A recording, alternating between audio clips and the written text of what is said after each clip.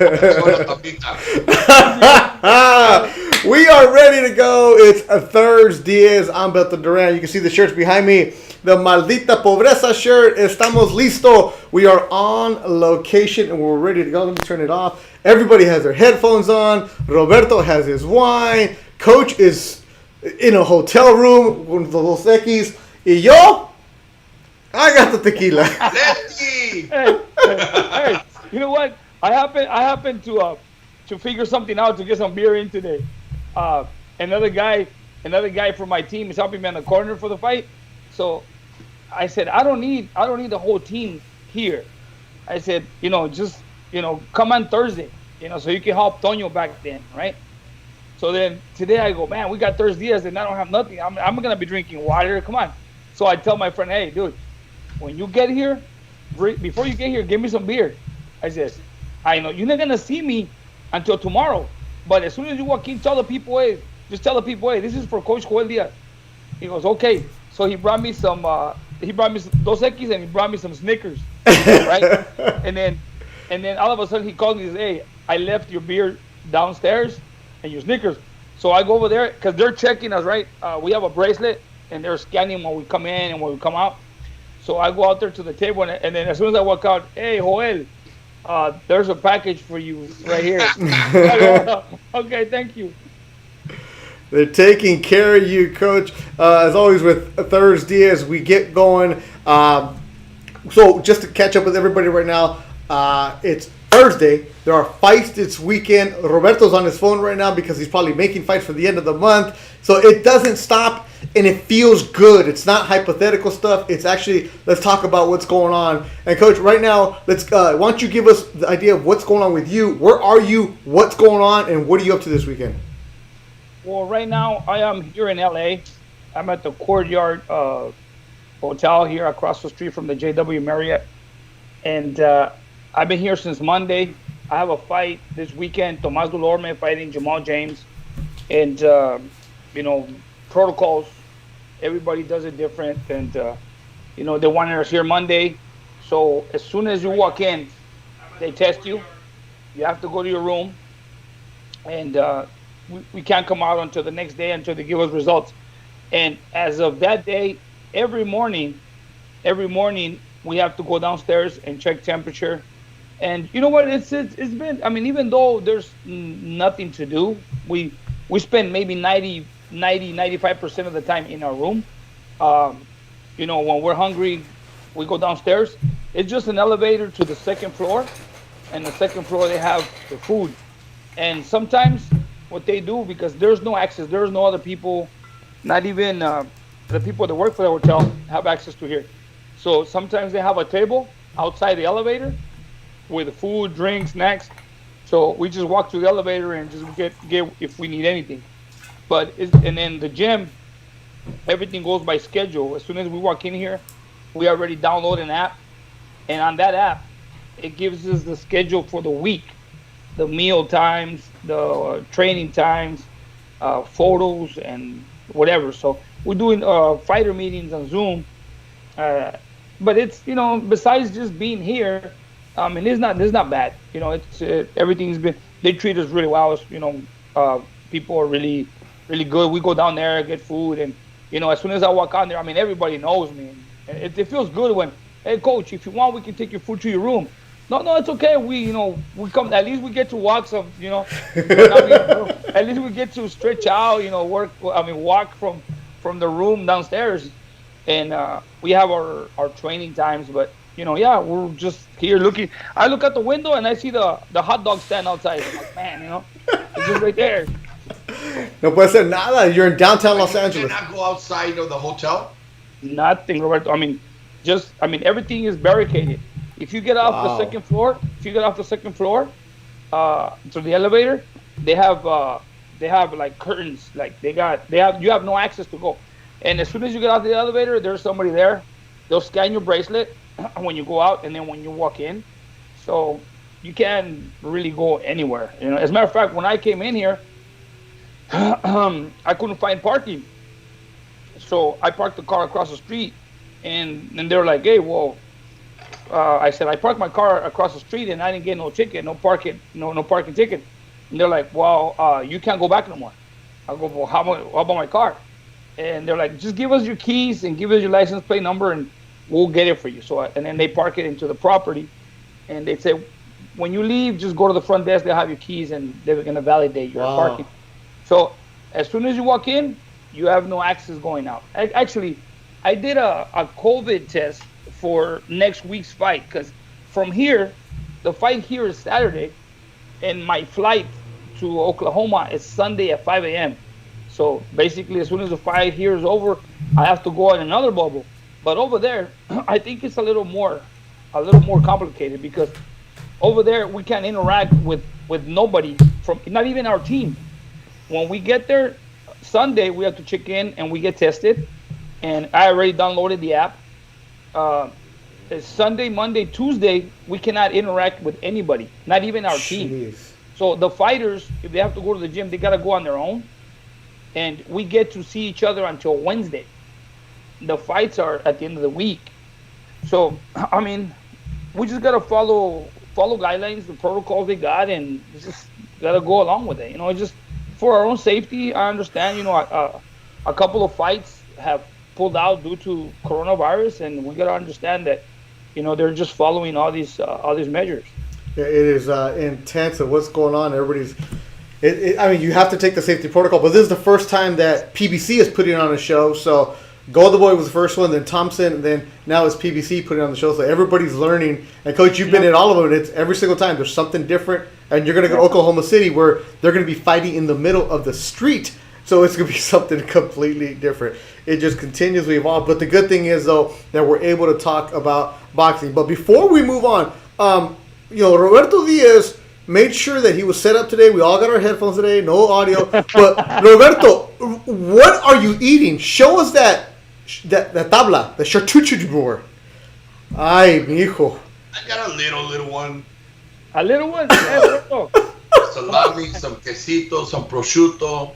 We got some burrata cheese and some macadamia nuts. Wow. I've been secluded here since Monday in this room because, as you know, si eres Diaz, eres todos los días. So you gotta go out. Since he's been in the hotel room since Monday, I just told Carla, put my food outside. Oh. No he salido. You want to Roberto, hey, ya sabes. Solidaridad. I got you. See, since he found out that I was going to be isolated in a room, he says, hey, if he's going to be in there, I'm going to be there too. At least Coach has a bathroom in his hotel room. In the room, there's no bathroom, so aquí tengo los botes. As long as you have bottles, it's fine. Yep. Exactly. And like a wine bottle. Yeah, and the caviar was yesterday, so don't worry about that. No caviar today. And the fancy wine bottles from the Bordeaux region. If you want to see if you like your wine, go and check out Roberto's Instagram. Wow. Well, we should be doing the show from there. As the bandit says, you eat like the Godfather. That's how Roberto Diaz does, the Godfather. All right, before we move on, you know, I want to right now thank everybody who watches and supports us and everybody that leaves messages on the chat because it's a live chat going on. Art Quesada in Phoenix, who got the gloves from you, and Antonio, Coach, always checking in. Salem Urbina, of course, and Mando, the cuñado, who was grilling, getting ready for the show. Eric P. So that's the hardcore fans. We know that they're going to be there. We love your interactions. I see them all. I try to get them out there. But there's also people that watch the show that don't leave comments, but are huge supporters. And we all go back after the show and we look at our Instagram, and we're packed, right? We're like a lot of comments. And I'm like, wow, it's cool to see. And I've told you guys, when I go and upload the podcast the next morning, the numbers are up there, and it's really cool. I got this message today, and I'm going to shout out some people that right now before we get going. This guy, I don't know who he is on Instagram. He has no pictures. He has no followers, no posts. So I'm pretty sure he's like somebody important. His name is Underground Kings, right? And always listens the next day on the iTunes. And he's like, thank you so much for always putting up the iTunes. I know that you're buzzed after the show, and I am buzzed after the show, and I'm uploading, and I try not to edit too much, but I put it up there. And he's like, thank you so much. It gets me through my Friday. So Underground Kings, whoever you are, you're probably like an executive at some place, or we thank you guys so much. Jeremiah Gallegos our friend, the ring announcer, or as they call him, the Pirata, who does a great job. And last week we talked about it, pero de cariño. We were praising him how good he is. I know we made fun of Jeremiah too. I did, but that's the kind of guy that he is. He takes it in stride. He's like, thanks so much, appreciate it. He saw the show last week for the first time, and he went back and binged some of the other shows. He's like, you guys have something good going on here. You guys are fun, man. So Jeremiah out in Austin, Texas, who took a picture with Raul Marquez today. All the Houston guys got together. Pretty cool. This one, Emilio, I don't know him, but his Instagram is Emilio. 6'9". Yeah, that guy. Yeah. You know him? He's a big fan. Emilio, like at the end. Yeah. 69, that guy is like a true fan. I'm telling you. Hardcore fan. Yeah, hardcore fan. He's always on. He's always supporting. He's always throwing those motivational comments. Yeah. And he's a great person. Whoever, I never seen him. I've never seen a picture of him. But I mean, just with his comments, and sometimes he sends messages. I mean, you can tell right away that he's a true fan. And he's a great supporter of your show, our show, everything. And yeah, he apologized because he's not watching right now. He sent me a message, and by the way, his Instagram on the caption it says "Gorditos do it better 818." So, but he found me from Martin and Hooter Moreno's Yo podcast. Shout out to them, and he apologized. He said, "Beto, I'm sorry I can't watch the show tonight. I'm flying back from Dallas. In the morning, I promise you I will watch it." Like, dude, we think you don't have to apologize if you have a life. You're on a plane, bro. We get it. Like, we understand. And it just shows like the community that we built since we started this, and it's organic. And I was telling somebody today, a kid I mentor, I was like, you don't have to have a lot of followers. You got to have the right followers, the family. That's the aspect that matters. Danny Zamora right now, he has either has a lawnmower, a weed eater out there, and he's got his headphones. He's probably laughing at it right now. Yeah, Danny Zamora, manager for Michael Dutchover and Ruben Torres, who does a great job. Who else is there? Shoot the Rock. Big Z, who has a podcast, Shoot the Rock. If you're a basketball fan, this guy used to coach basketball in Mexico, does a great job. I posted. He has the Aztec calendar mask available if you guys want to check it out. So Big Z listens. He's like, I'm not even a boxing fan. I'm a basketball guy. He goes, but I love hearing the Diaz's stories because it relates to the grind of what you have going on. So thanks to Big Z, Jeremiah, Emilio, and also our good friend John V, huge Dodger fan, who is happy that Dodgers are back. He works for LA City. You've probably met Roberto. He's Razo's guys. He's not feeling good today, so he's at home. And he's like, look, no Dodgers, but I got ThursDIAZ. ThursDIAZ keeping me occupied. So big John V, get better. I know you're not feeling well right now, but we got you. And if we could provide the entertainment and la plática and just a distraction for somebody right now for 2 hours. And yes, we're going to go till 10 o'clock today. Cuñado, relax. I got the bottle. We're ready to go. That's what we do. And I can't say that enough. Look, I wrote them all down, the people I wanted to thank, because I didn't want to skip anybody. And, of course, everybody that's there. And, Roberto, you and I talked about this on the side. And it's a lot of, wow, because in the boxing community, it's a bunch of haters. It's a bunch of people who are talking behind you what's going on. This might be the only show where there's nobody arguing and everybody's just getting along telling fun stories. And that's why we love this sport. Well, I mean, that's awesome. To all those people that you mentioned right now, I want to say thank you so much. Obviously, we could do this on phone calls if we wanted to. If I wanted to talk to you or to Joel, we could do this for us, just us. I think a lot of it that inspires us to week after week and week is obviously chatting, talking, telling our stories, but so that everybody else can hear it and see something that the other side of boxing. But with what you're saying is, it's so true. In boxing, even when you're competing against rival promoters or you're going across the pond and going different parts of the world, even though there's backstabbing and there's also times when you go back and see people that you saw maybe 10 years ago at a convention or 5 years ago at another fight, and there's love. So it's a very tight sport, it's a very tight family, but it's the boxing family that, at the end of the day, the true fans appreciate the good, the bad, the ugly of boxing because they love boxing. It's so that new era, I think, of the social media fan, blogger, writers that live from boxing, say they love boxing because they live from it. When I say they live from it, a lot of them are getting paid for writing about it. However, they don't miss a chance to throw dirt on it. They're never happy. They're always throwing, oh, that fight was this, oh, that fight was... You know what? It's boxing. And like you said, it's back. One of the only one of the only sports that's one of the first sports that started post-pandemic. So to those fans that are here week after week, supporting, really loving boxing, enjoying us, the stories, the tragos, you know what? This is for you guys. And we'll continue as long as you guys are there and wanting to hear. Yeah, it's a lot of fun. So I just want to make sure to thank everybody. And also our friend at Chicano Golf, right there. I got my go a bit because since I'm not working anything, I'm just golfing all the time. So Chicano Golf, what's up? Another guy who told me, "Hey, you know what? I'm a fight fan, but at the same time, I love your show." And it's not us praising ourselves. I just want to take a time and say thank you to you guys for commenting and just enjoying it and living it up with us. So right now, cheers to all of you. Ace of SoCal, Letty, Art, Toño. Salud a todos, maldita pobreza, everybody. Here we go. Salud. See, Roberto, you touched a great subject right now, and it is important to know that every mind is a different world, and everybody sees the sport, in a different way, but regardless, they're still watching. Like I've always said, I know that, not everybody is a supporter of you, Beto, or me, but at the same time, you got those that are supporting you and those that don't.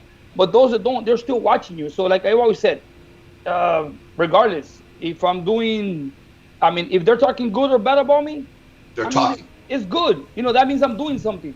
That means you're at the top. That means you're working. That means you're somewhere where they want to be. Exactly. The day they don't talk about me, that day I worry. That means because I'm not doing anything, So if they talk good or bad, it's good. Why? Because we need both sides. Because that means we're doing something. When there's no noise. It is hard though, because we are, at the end of the day, we're human. Yeah. It is hard when, I think if you have that snake skin or that crocodile skin, y no te vale lo que digan and this and that, me va. But when you're, and I'm not saying, I'm such a good guy, but when you're a good-hearted guy, a good-hearted person, and you hear the negatives and esto, el otro, it's like, damn, man, am I that bad? Am I, and you have to brush it off and say, you know what, there's more love than there is hate. And I've told fighters this, hey, yeah, you're hated, and people want to see you fall and fail and get knocked out. But don't pay attention to them because there's more that love you, and that's who you pay attention to. Roberto, going back to that, when Tim Bradley fought Marquez, we're at the weigh-ins, and the weigh-ins were like in a theater, and then there's obviously there's seats, and then there's like a balcony on top. So when they announced Bradley on the scale, Roberto, there's some guys. Obviously, everybody was going for the Mexican, right? Everybody was going for Marquez, and there was one guy that was very noticeable because he was yelling at Bradley. He was insulting him. He was telling him like the worst, right? And as we get on the scale, Roberto, I look back and I look at the guy, and I look at him, and I'm looking at him like, man, this guy don't shut up, and he's just calling Bradley names and back and forth, and I go, oh man, and I'm just staring at the guy, right? So the weigh-ins are over, and then they're like, okay, we have to stay for the fighter meeting and gloves, and I would always stay for the gloves and the fighter meeting. So I told her that, hey, take them to eat. You guys go ahead, and I'm gonna stay here for the meeting and the gloves. So I did. And after that, everybody was gone, and I'm walking out the hall, and the same guy approaches me, and he goes, "Can I get a picture?" No. He goes, "Hey, how's Bradley doing?" Good. He goes, "Man, hey, I hope he wins." Hey, what? Hey, I'm like, right now he was just yelling all kinds of negative stuff and telling them all kinds of names. And I said, okay. He goes, hey, let's take a picture, bro. Okay, come on. But he was yelling and he was insulting Bradley, telling him everything negative. And then as soon as I walk out, it was him and his friends, and he comes up to me, hey, Diaz, ¿qué onda? ¿Cómo estás? Bien. Hey, ¿cómo anda el Bradley? ¿Anda bien? Sí, anda bien. I said, hey, échale todas las ganas, suerte. Hey, ojalá que gane. Hey, una foto, Simón. I mean, you're talking about maybe 20 minutes, 30 minutes before that, he was going everything. Marcus, kill Bradley, everything. And then. But that's boxing people. That's boxing people. What his coach is right. You know what? They talk so much about you. You don't know because they're telling other people. But when you meet them, hey, man, I'm a big fan, or I'm this, or I'm that. And you're like, oh, cool.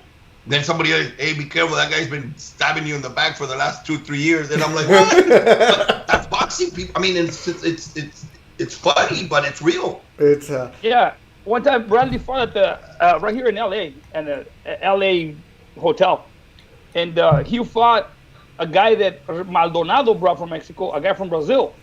Maldonado brought a guy from Brazil. He was Kelson Pinto. Kelson Pinto, no. I don't remember. It was a Brazilian guy. They were both undefeated. Tim was like 5-0. This guy was like 7-0. Oh, early. Yeah, early. Yeah. So then we walk in there. And there was a trainer from LA that they always mess around with, Antonio. He trained Roman brothers. And then walk into the weigh-ins, and he was with a friend. He goes, hey, this is Joel Diaz, the trainer. He's the guy training the guy that's going to fight.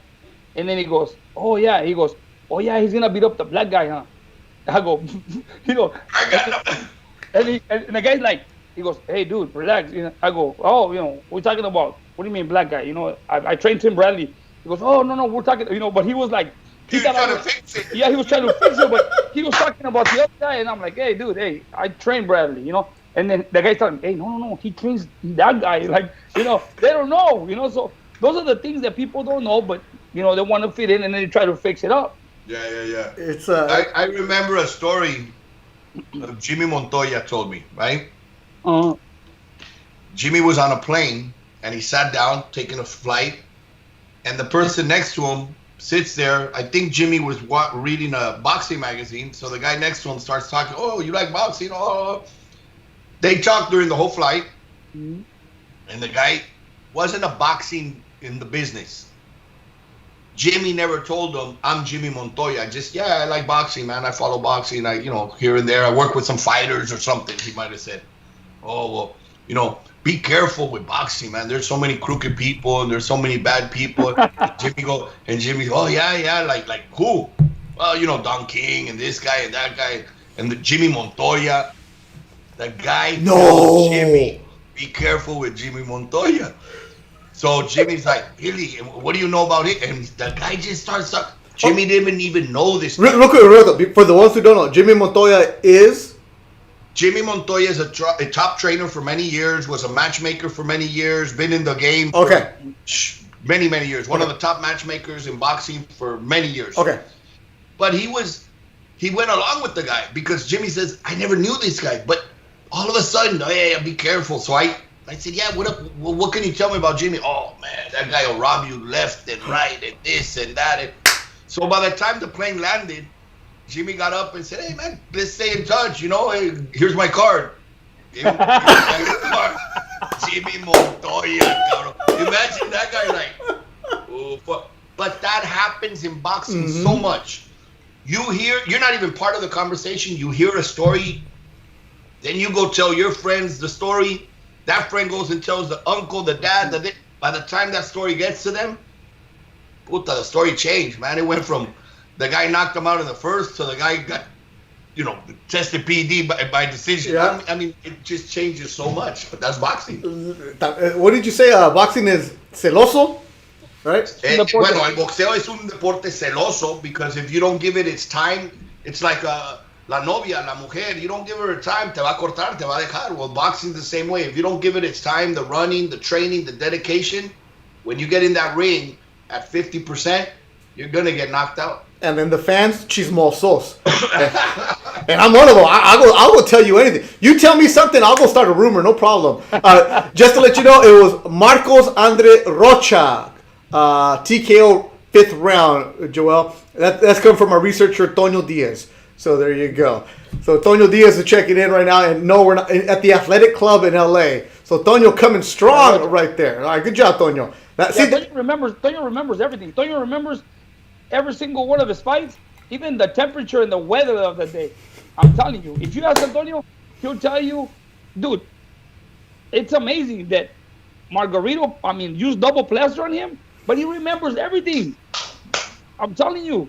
He might be a little off sometimes, the little stuttering here and there when he's talking, but he remembers. You ask him, Antonio, when you fought this guy, and he'll tell you the date, the place, the time, the temperature, everything.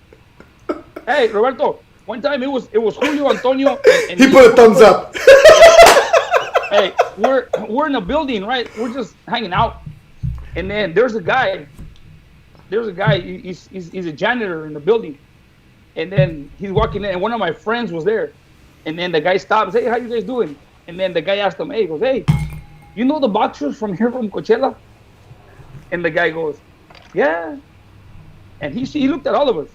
He looked at me, Julio, and Antonio. He goes, yeah. He goes, what do you think about him? He goes, nah, I don't like him. He's like, especially the guy Antonio Diaz. He thinks he's bad. But who said that? Your friend said that? Oh, the janitor. Okay, yeah. okay. Hold on. You guys didn't see it on camera. I just spit out my tequila right now, so I'm gonna step away because I gotta clean my computer right now because I just spit out the tequila. Man. You should have a mask here. You should have. Hey, you know what? There. Hey. All right. So if we did get disconnected, it's because my computer is full of tequila. Sorry, Letty. How can you hate Toño? So I'm not gonna talk for a little bit. You guys, you don't need me. Just keep on talking. Look, if you're gonna spit, I don't know. I might go through the screen, so I have protection. So watch. So this guy walks in and he's cleaning the floor, and he stops and he looks at us, and then our friend that was there says, Antonio remembers this. He says, hey, you like boxing? And the guy goes, yeah. He goes, you know the Diaz brothers? He goes, yeah. What do you think about him? He goes, I don't like him. At that time, Antonio was doing okay. Antonio had just fought. He bought a nice Denali truck. He had a nice Denali, and he put a nice system. He would cruise around town on his Denali, right? And the guy said it. He goes, nah, the guy I don't like is Antonio. He's the guy that... And Antonio's sitting right there in front of him, just like the way Jimmy Montoya. So my friend just said, hey, just let him talk. So the guy is, yeah, Antonio cruises around town with his music, on his Denali, like he's a badass, right? So then we're like looking at each other, and then the guy kept asking him, and he just kept saying negative stuff about us, right? So then as he starts sweeping to the other side, somebody else that was in the other room knew that we were there, knew us, so they told him. They told the guy, hey, you just messed up. That's them right there. So he comes back, Roberto, and he goes, hey, you guys are just testing me, huh? I know, that's Antonio. Hey, he tried to switch it up, but he already blew it. He was trying to clean it up. Yeah, he was trying to clean it up like he was just messing. Because somebody on the other room told him, hey, you were just talking about them. That's Antonio, that's Joel, and that's Julio. Oh, my God. And he goes back on the bench. He goes, you guys are just testing me, huh? You guys are setting me up. I knew you guys were messing with me. Like, oh, yeah. Hey, and were you and Julio messing with Antonio? See, nobody likes you. Nobody. Not even my mom likes him. And that's right. Watch. Tell Antonio the story when Antonio didn't know when he had his Denali, he would go to he won his title, he would go to Fantasy Springs, and as soon as Antonio pulled up at Fantasy Springs, all the Valley guys would fight for it to get him, right? And then all of a sudden nobody wanted to get his truck. And then he'll tell you why, because he never tipped them. He goes, I didn't know I could tip the guys. So at first everybody will fight. They saw Brandon Denali, yeah. Diaz, the champion. Yeah, but how the way? Yeah, he's gonna tip good. But then they would run from him. Yeah, they were like, "Oh, hey, you get him," But he figured it out later though. Antonio, you have to tip these guys, But he would say it. He goes, "Hey, at first, all these guys would be like, hey, I got him, and se peleaban por agarrar el carro, ¿no? and then later on, nobody wanted to get his car. I wonder why. Dude, you got to tip him. He didn't know about tipping. I'm back. The computer's good. Not too much I'm tequila. telling you, cuando nació Toño, mi mamá lo tiró a la basura y lo saqué. Yo le dije, para algo va a servir. For something. He's there. He's good. And for those of you watching the first time, Toño Diaz is Joel's brother, and we love him. He's a researcher of the show. I think I figured out what I could do with Toño. We can put him in on the show. Hold on, Toño, hold on. In a bubble. Exactly, in a bubble. Well, yeah, I figured out. Like there's a remember like in Sábado Gigante when they would show the Chacal every now and then. We can do that with Toño. We'll put him every now and then, so when we need like, oh, remember that fight, and Toño can just say, yeah, it happened there. We can pop him up. A researcher. Yeah, bring him in.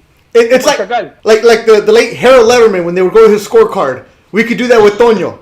Yeah, you're right. Yeah, I like that. Okay, so Toño, bring him in. yeah, but he's got to learn to tip though. If he wants to be on the show, he's got to learn to tip. Antonio's body has a lot of miles. The brain hardly been used. I mean, we can put it on eBay, but I mean, remember he was a great warrior when he fought. He gave it his all. So He did. I think he's like just like when you buy a brand new car and the body's all beat up, but the engine is good. Toño, we love you, Toño. Don't you have that Toyota Corolla like 1985 that the for the camp house? It's like that, right? Where you just let No, they already burned it out. Oh, see, but okay, so Toño's not burned. See, so you put Joel Diaz in a hotel room by himself for a week. He's ready to go. He's coming out fired right now. Fired up. Throwing knockout punches. Oh. So right now I got nothing to do. My brain is just spinning. Like right now I've been here since Monday, and look, I go from the bed to the couch to this chair, and then I keep switching through the day. Oh man. Sometimes I get on the floor and I do some sit-ups, I do some push-ups, and then I get up and I get brave. But there's nobody for me to spar here, so I lay down again. Hey, Coach, Cuñado wants to know, ¿y el pollo, have you had any chicken? No chicken, right? Oh, see, they gave me chicken earlier. No, today I had tilapia, lemon pepper tilapia with some veggies, and that was my dinner. Yeah, but no chicken from your wife, right? You got the chicken in the oven. Oh, no. Right now, if my wife tells me, do you got chicken in the oven, I won't fight. No, hey, I will watch you. I got chicken in the oven with rice. Aye, here you go. Roberto's got his wine. Coach has his Dos Equis that he smuggled in. Contraband. We won't tell Ray Flores you have that. Let me smuggle another one. Yeah, go get it right now. Hey, Roberto, he is fired up right now. He's fired. He's throwing left and right, one after another. He's killed. You know, we were talking about how stories get made up and how people talk about, I don't like him and this and Jimmy Montoya. One time I was talking to a guy I met, and he was telling me, hey, I saw your guy Barrera at the club last weekend.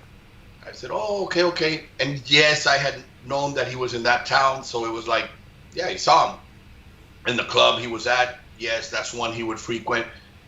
But it got funny when the guy said, hey, Barrera was loaded. And I said, really? He was drunk? Yeah, man, he was loaded. I said, how do you know? He was drinking cognac. Oh, I said, what was he drinking? He was drinking cognac. I said, órale, okay. And what was he doing? He said, man, Robert, he was on the tables dancing. He'd get up on the tables and dance, and he was. I said, but you saw him. You saw him. He told you. He goes, yeah, I saw him. Now, here's the funny thing. Marco nunca tomado, never drank in his life. So, similar to, your friend that was telling the janitor, like, just to keep him going, I kept this guy going to gauge him to tell me more. Oh, really? But you saw him. Yeah, man, I saw him. And he was drinking. What was he drinking? Oh, he was drinking like cognac and this and that. And he was loaded. Oh, man, dancing on the table. Now, that could have been true. Porque pinche Marco would go to the clubs, he'd start dancing. Hey, ordéname squirt. I'd order a squirt. He'd have it in a caballito, slam it on the table, drink the caballito of squirt. Woo! And Marco just loved having a good time. He'd get up, dance. I mean, at times, yes, he'd jump on tables and dance. So I could see how people in the club, everybody, most of the people are drinking, thinking, man, that guy's having a good time. Pero never, and I say never has drank in his life. The stories that come out, he's never drank, and everybody. Sulem drops one in right there. That's a good one about Marco. Sulem Urbina says, the first time Toño saw me fight, he told my coach, poor man, whoever she marries. He didn't know Sulem's coach is also her husband. Andrew. It's it's not Pick Antonio Day, but man, those are good stories. But that's just the sport of boxing, Coach. And Roberto, where things are one, and then it just gets elevated to a different level. As Fino Boxing is checking in, always make sure to go follow Fino Boxing. They do a great job. Saludos, Fino. But you have these stories. What are some of the stories, or maybe that you've heard over the years, and then you found out that it was not true? Yeah, it's like, for example, in baseball, like Ricky Henderson from the A's, right? There's all these stories about Ricky Henderson talking to the third person and how he's like, Ricky does this, Ricky does that, and people are like, well, who's Ricky? Remember there was a baseball player, John Olerud, who wore a helmet when he was playing first base. He had brain surgery, and Ricky said, hey, man, I used to play with a guy that looked just like you. And he's like, no, it was me, because those kind of stories, yeah. So there's stories I know you've heard in this boxing world. You're like, then you go and you meet somebody, or example, or somebody that everybody said like they're a bad person, and then you meet them, you're like, no, that's a good person. I got one. Miguel Cotto. For everybody that I had not met him before. I'm going years back, and you'd always hear or see on interviews or watch on TV his fights and everything. Very serious. Met him, I think the very first time that I really met him and we went out was in Cancun with Pepe. We went on the boat. Oh, jeez. And I was like, man, this guy is very fun. Later, we got to know each other really good. He's a joker, smiling, laughing, joking, but he's very private. He's very almost conservative. To the point, but almost to the point where he's shy. Shy, exactly. And unless he really knows the circle, does he open up and feel comfortable and just relax? And there is a lot of people like that. But that person, a lot of people confuse, and I hear it, with Canelo and this and Cotto, certain fighters that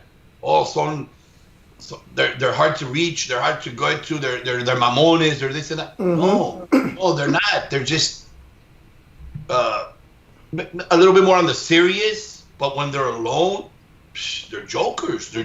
I mean, there's some that could be jokers in front. Ricky Hatton? Yeah. Oh, yeah. Ricky Hatton doesn't care who he's with, where he's what he's doing. He's a joker. He has fun. But there's others that don't, Finito Lopez, I remember one time him and I talking, and I thought, hey, Finito no toma. Finito says, yeah, I do. I tomo una copa de vino. I have a good time. I have dinner and this and that. But I keep it away from the eye of the public. I do that in my private because my respect to my fans and I want to keep it that way. Professional. Yeah. So it's like, there's a lot of fighters. There's more than I would imagine even today that don't drink. Mayweather. Well, they say Mayweather doesn't drink. Yeah. They say Mayweather doesn't drink, yeah.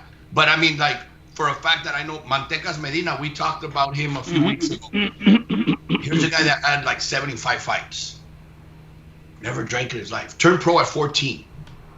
Never drank in his life. Yori Boy Campas had over 100 fights. Yeah. Never drank in his life. Really? Marco Antonio, we mentioned earlier. And then there's a lot that, hey, you know what? After the fight, it's vacation time and it's time to party and drink. And there's nothing wrong. I mean, look, Bernard Hopkins. Yeah. Doesn't drink. I was just going to ask you about him. Bernard Hopkins is one of those fighters that never drinks. I mean, he's very healthy. Dude, I mean, I'm talking about maybe 6-7 years ago. And, I saw him and I'm talking to him and he wears like a size 28 waist pants. Yep. Dude. And very, very, very healthy guy. Don't smoke, don't drink. I mean, and he's really healthy. Yeah, he's vegan. For a long time. I mean, he didn't eat pork. Yeah. The whatever beef he ate had to be like grass fed venison, yep. or top quality, no fat, no. And now he went vegan. After boxing, he went vegan. We were in Puerto Rico with Bernard. It's the first time he had gone back to Puerto Rico since the promotion with Trinidad. And he went with us. We were doing Telefutura shows. We had some fighters on. He was a guest. At first, it was like, man, how are they going to treat me in Puerto Rico? I was like hoping, I hope good. But we won't know until we get there. They gave him so much love. So much love. And Bernard gave a lot of love back.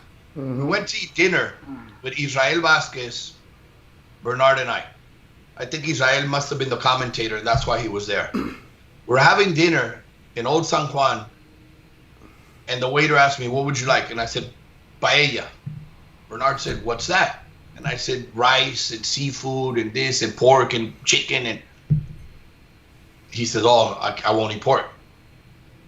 So the waiter says, Mr. Hopkins, we could take the pork off. No, because if it was cooked with the pork, I don't touch pork. Can you make me a pasta? Yes, we'll make you a pasta. How do you make the pasta? I remember this clearly. Well, a tablespoon of white wine no wine. And I'm thinking, that's just for the flavor. It's not like you're putting alcohol in your body. It's going to burn, in the cooking. But that's how strict, extremely strict Bernard was, even in the cooking. No white wine in the cooking, because he wouldn't put alcohol in his body. But that's why his body took him to past 50 years old and still fighting at a top level. I think people didn't understand. He must be doing something. He's doing something legal. This is not normal. I think it's proven if you take care of that body, the body will take care of you, and it could render much longer. It's 36 is not old. 36 is a lot of fighters are done and retired because they're part-time. And what I mean by that, they party part-time, they fight part-time. Yeah. Bernard took it as, I'm a fighter the whole year round. Yeah. 5 pounds overweight, he's running already. Yeah. He was in the gym on Mondays. I remember just being around him. And, in Vegas for a Canelo fight week, he's running at 4:30 in the morning before he goes and does anything else, because the security guards are afterwards like, you're gonna work Bernard's security detail. Cool. After the first time, never again, because you gotta go run with them. You gotta do exactly what he's talking about. It's pretty cool. And since Bernard doesn't drink, we'll drink for him. Salud, Bernard Hopkins. We will take our good for him, but I'm gonna take my tequila. Roberto, at one time, years ago, the first woman that we trained back in Coachella, when we were training in Coachella, her name is Sandra Yard. I took her to a fight in Baltimore when she fought Christy Martin, I think, on an ESPN show. She was more excited to be there and watch the commentators, So the same thing that happened to Bernard Hopkins there at the restaurant where he's asking why you cooking. So she was vegan or vegetarian. I mean, the thing is, no animal product. I'm really not really into that vegan, vegetarian type of stuff. But I would tell her, come on, Sandy, we'll go to a bagel place. Oh, there's a bagel place. And then she would ask for a bagel, and then she asked, did you guys make it with water or milk? Water. Eggs? No eggs. Come on, just get it and eat it. No, no animal product whatsoever. And the thing is that her whole family was like that. And I would tell her, come on, Sandy, honestly, nothing? No. She had 3 little kids. I mean, you're talking under 10 years old. And she would tell me when these kids eat something, I can tell. I can smell it. Yeah, so they already know. And that was, you're talking, what, 20 years ago? No, I'm talking maybe 10, 12 years ago. Before it was before everybody, they're knocking on his door. More cerveza. It's probably Cuñado showing up with illegal tacos. They're not supposed to be there. Look, this is a live show. I spit out my tequila. I'm going on. But it's that lifestyle that we're talking about, what's going on. It's interesting you say this, Roberto. The part-time fighter who's a part-time dedicated, part-time partier, you as the matchmaker, you're not a manager anymore, but you kind of tell these guys, like, hey, you can't live that life. But when you're 21, 22 years old, it's hard for them to understand it because at that time they're in their prime. They're having their fun in their life. They're making money. Now they can go enjoy stuff. They've been boxing since 7 or 8 years old. They haven't been enjoying anything, tournaments, this, that. Now they finally made it. Entre comillas, they think they've made it. There's money coming in here and there. So now it's time to enjoy and have fun because I've been working half my life. Yeah. But it can go longer depending on how dedicated you get. And I'm not saying they're not dedicated. No, of course not. Huh? Yeah, you're not. It's just, it takes a toll. But it takes a toll. Look, Roberto Duran was one of the greatest fighters that ever lived. But it's no secret that he would gain a lot of weight because after the fights, la tiro a comer y a festejar y a tomar and this and that. That could have cut. He was great, no doubt. How much greater could he have been? I don't know. We don't know. Ricky Hatton, 50 pounds in between fights. 50 pounds. Ricky would tell me he had 3 different wardrobes. After fight, right before the weigh-in, the press conference, that, and then like right a couple days after the fight. I mean, there was like 3 different wardrobes because the size changed so much. It's like people when they're like, oh, this is my holiday weight, my pandemic weight, my freshman 15, all that other stuff. Now, Ricky partied hard. Oh, yeah. I partied with Ricky. Ricky partied hard. It takes a toll. But he worked his ass off when he got to the gym. He would put 8-10 week camps, and that's what I admire too, to say, yeah, the party stops today because tomorrow I start camp. Well, I've heard that many times from professional athletes, baseball players especially, where they like, I wonder how many more years I could have had if I would have slept more. If I would have, you go to New York City and you're like, I got to go out Friday, Saturday, because baseball players, you don't have to be at the game until 3:00. You wake up at noon, get something to eat, and go, and just keep on doing it. When you're 20s, it happens, but how many careers were derailed by that? Partying in Chicago, where it's day games. One guy told me the hardest part about playing in Chicago is that a day game after a day game, because you're outside. You're outside, sun. So you're out. You play, and as soon as the game's over, you go straight to the bars at 4. You drink all night. The double blackout, and then you wake up and do it again, and it's like it takes a toll on you. It's interesting what you're talking about, that kind of life. And I mean, we've all gone through it. We've all seen guys whose careers were derailed, and like some of the comments are here mentioning people what's going on. How many guys could have been something, and it's not like I work in a lot of basketball. It's always in the baseball. It's not the guys who make it aren't the ones that are always the most talented. It's the ones that are dedicated. Absolutely, you're absolutely right. We see that, and it's sad to see the ones that make it are the ones that are either fortunate, lucky, the most dedicated, hard workers. The hard workers, because they're there day in, day out. Sometimes the most talented are not even, they don't appear. Yep. Because we lost them a long time ago, or they didn't get there to achieve their level because they weren't dedicated. Talent can get you so far. Yeah. I was doing a list last night, but I saw that on your Twitter. I did the top Mexican and the Puerto Rican, but I started another one of my 5 favorite uncrowned champions, but I couldn't hit 5. Well, right now, and there's so many belts and interims, anybody could be a champion. No, uncrowned. Oh, uncrowned. Yeah. The 5. I wanted to do a list of the 5. So to me, some of the best fighters that never won a world title. Number 1, one of my favorite. I don't know if you remember him, Joel. Rodolfo El Gato Gonzalez from Mexico City. He was a bad dude, but he never won the world title. He had a an accident. I think broke his jaw, broke his hands. Then he got stabbed in Mexico City in a fight in the street. Lost a lung, or his lung collapsed. Today he's in jail. This guy had a rough life. Wasn't he in movies too? Mexican movies? He made a movie, Yeah. Buscando un Campeón. Yeah. And it was the life of El Gato Gonzalez. Yeah. And stuff like that. Yeah. He was an idol at the time. This is before Chavez really made it big. Yeah. In the 80s. Yeah.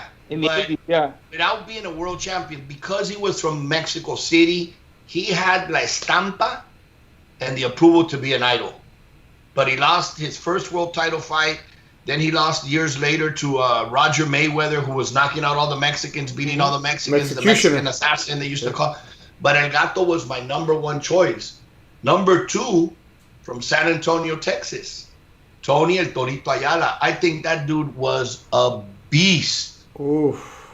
A beast. Tony Ayala, yeah. World champion. Should have been a world champion, but he had demons, and he was in trouble here and there. Went to jail, and and throw Frankie Gomez in there, man. This is a kid that should have been a world champion. Right. But you remember Frankie Duarte? He's from the area in California. He was like a smaller fighter. He fought. I think he fought Alberto Davila. He was from here in L.A. Santa Monica. Santa Monica? Yep.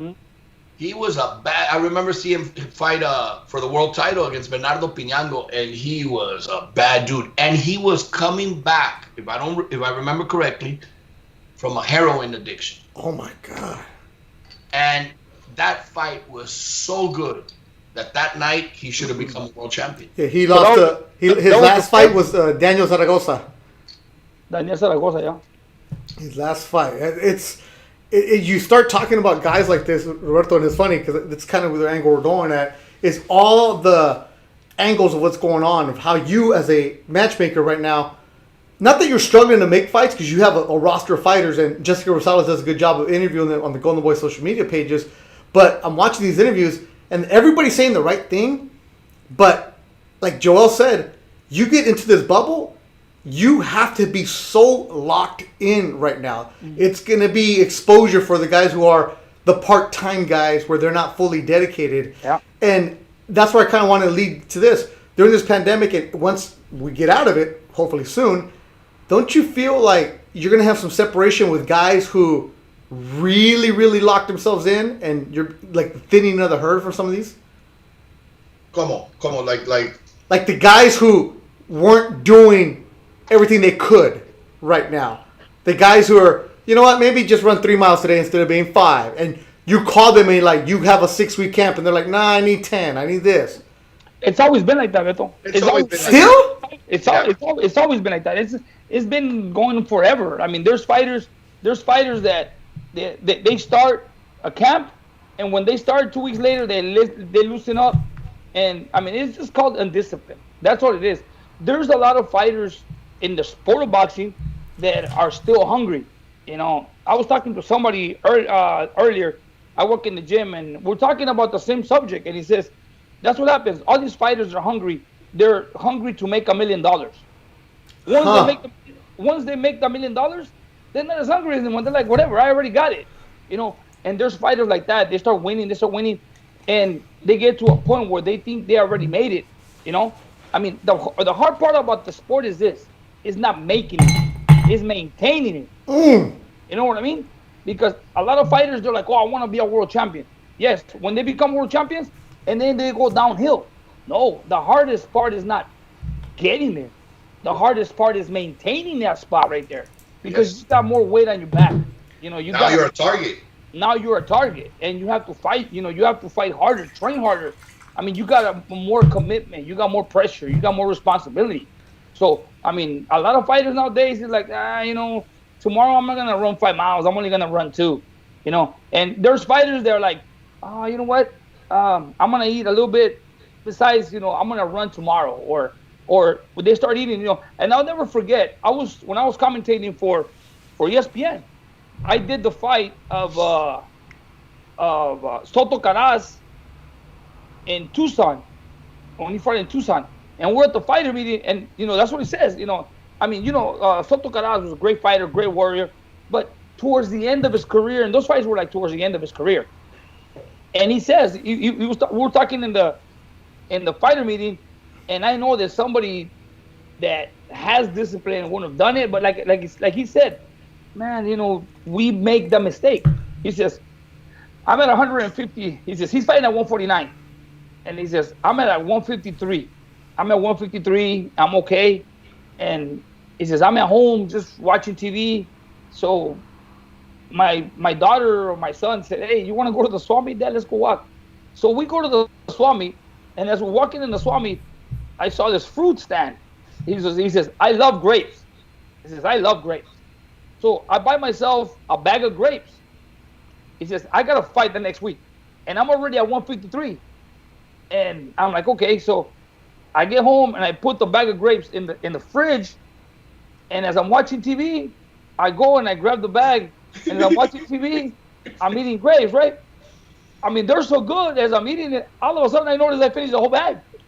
No. He goes, the next morning I check my weight, I'm like at 157 from 53.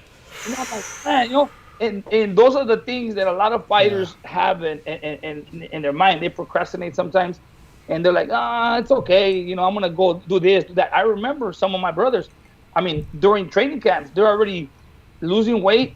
One time, Julio, my brother Julio, he was supposed to fight at the Playboy Mansion, and we are close to camp, and then I go visit my mom one day, and my dad tells me, hey, mijo, how's Julio? I go, he's good. He goes, you sure? Yeah. He goes, because he came by the other day. He came by last night, and his weight is good. Yeah. Well, he was eating chicken wings and. Oh. Are you serious? I go, Dad, are you serious? He goes, sí, está comiéndose unas alitas allí. Y se me dice que un pedazo de pizza se comió.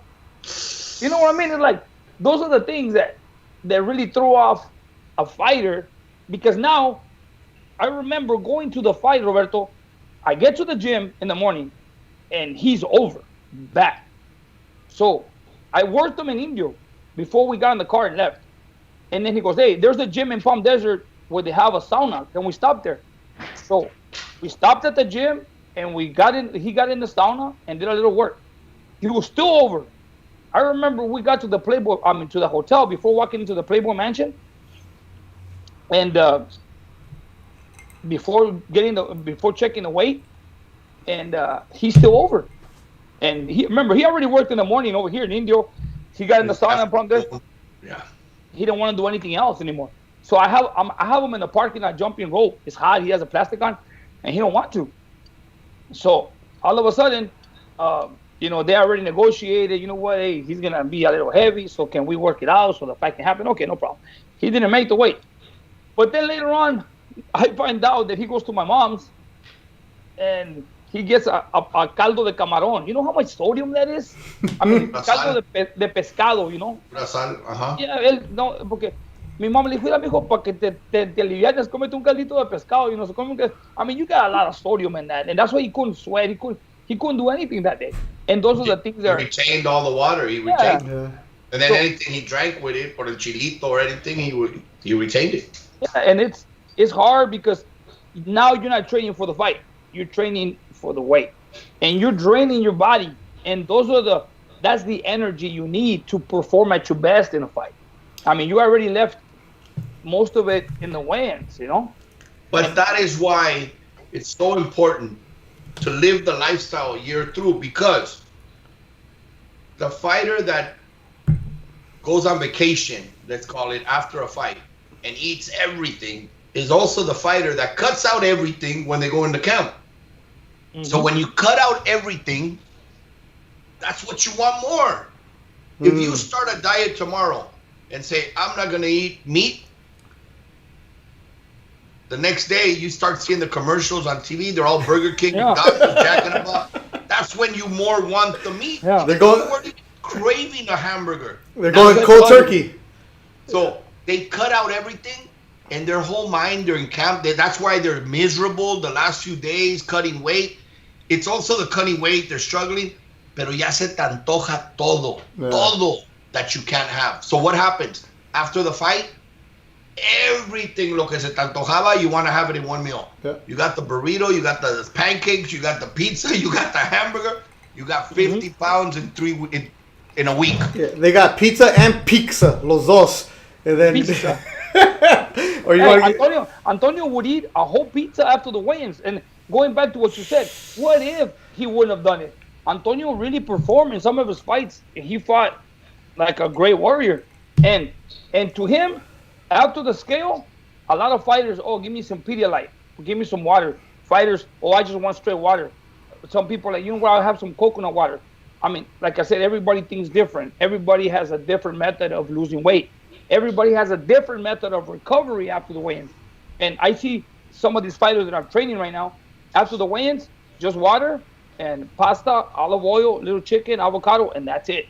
And then, later on, they'll start doing a little more. I mean, all these Mexican like Antonio, hey, after the fight, dame una coca y una pizza, vámonos. That's it, Barrera loves Coke. Yeah. Coca-Cola. yeah. The soft drink. And you know what? I would say Coca-Cola. He goes, Yeah, because lo rasposo en la garganta feels the best when you're sweating, cutting weight, dehydrated, cotton throat because you're dehydrated. So lo rasposo, that the bubbly, the gas was like, heaven. Yeah, as Fino Boxer says, I'm in fat camp all year round. I think all the people watching, look, some of the fighters, I'll mess with them, guys that I know, I'll harass them, like, hey man, what the hell, you look fat, on purpose. And they're like, well, you look fat too. I'm like, no. I get paid to look cute. You get paid to make weight. Big difference.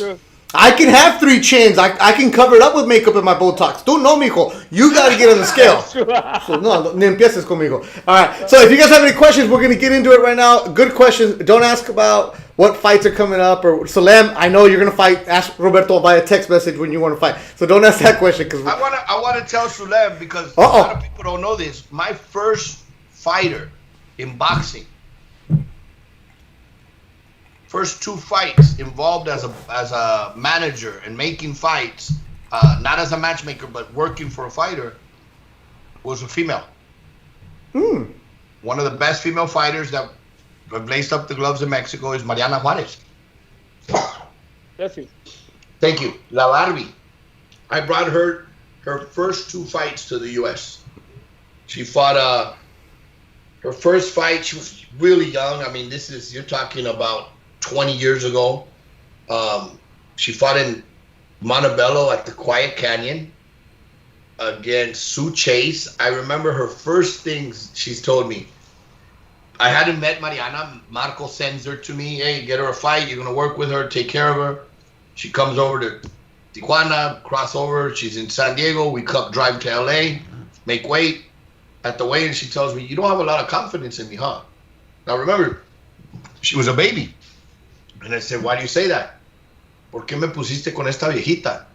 Even though this is a touchy subject right now, la viejita fight in female boxing, it's a touchy subject. I shouldn't even bring it up, but I said, no, it's your first fight in the U.S., so, las mariposas, los nervios, no me has visto pelear. Well, she retired Sue Chase that day. Wow. And they pulled her license. Sue Chase retired. Mariana won. Comes back and fights a girl. I think she used to train out of De La Hoya's gym, Oscar's gym, Jessica Treat. And Mariana was losing the fight. And we told her in the corner, if you don't go out there and knock her out, you're going to lose. And Mariana went out there and knocked her out. She was really good. Really good. The third time she was going to fight in LA, I get a call from the promoter and says, and that was the last time I didn't work with her anymore. And I didn't work with, for a while with female boxers, because it can't happen to male what can happen to females. So I get a call from the promoter and says, Robert, we got a problem. Tomorrow's the weigh-in and the next day's the fight, of course. And I said, what's the problem? Your fighter tested, she's pregnant. Oh. And see, that can't happen with men. So I'm like, cabrón. What do you mean? So I go to Mariana and I'm like, hey, Mariana, you can't fight pregnant. pregnant. No, that's wrong. It has to be wrong. I can't be pregnant. I'm like, what do you mean you can't be pregnant? No, you nunca he tenido sexo. I'm like, false positive. Hey, call the promoter. False positive. You better go send her get another test. This is wrong. My girl, puta, she's never even had a boyfriend. Comes back, pregnant. No, again? What? Diana, what's going on? You Por obra del Espíritu Santo, güey. And that's what it happened. I said, oh my God, pues déjate empiezo a pedir, rezar and everything. Yeah, Mariana left and didn't fight that weekend. And that's when I said, no more fighters. No more female fighters. Now, I'm pushing for a lot of the girls to fight, man. I want one in each card because I think right now it's better than it's ever been in the U.S. Yeah. You know, everything goes up and down. And right now, it had been a long time that the competition wasn't really there and the attractive fights weren't really there. Today, I can see a lot of these girls. We've talked about it in the last few weeks where I can see a lot of these women really coming together, fighting each other, and making for some very memorable fights. And one thing I got to take my hat off to them is they're much easier to make a fight with. And I'm not saying that in a bad way. I'm saying that in a good way. Not in, oh, they'll just take whatever you give it. No. They're not saying, oh, he's too tall, he's too big, he's southpaw, he looks too strong. Oh, what's the date? I want to fight. That's and awesome. That I've seen since back then. Even with Mariana, back in the day, it was like, I don't care. Nada más ponme la fecha y con quién voy. Now, and obviously the quality of fighters have gotten better for the females because you see some of the gyms like NGBA here, so California, or other gyms that like they keep growing because girls are starting younger, and that's great to see where they're learning. It's not like women who are starting when they're 25 years old and now they want to start boxing. It's girls are 8 years old, they're going to do it. But before that, Roberto, you can't just gloss over the fact that you had a fighter tell you that I'm a virgin, and she came back positive twice. As Fino says, that happened to Virgen de Guadalupe. Like, I guess we needed the third one. We needed a third test. So what do you do? Like, you've had fighters not show up. You've had fighters miss their flight, but fighters pregnant. That's the first and last time that ever happened to me. That's something that happened to Razo. And I think if I don't, I mean, obviously it was a long time ago. But I think when she got back to Mexico, she called me and said, "Ya ves, I did a test over here, and I'm not pregnant."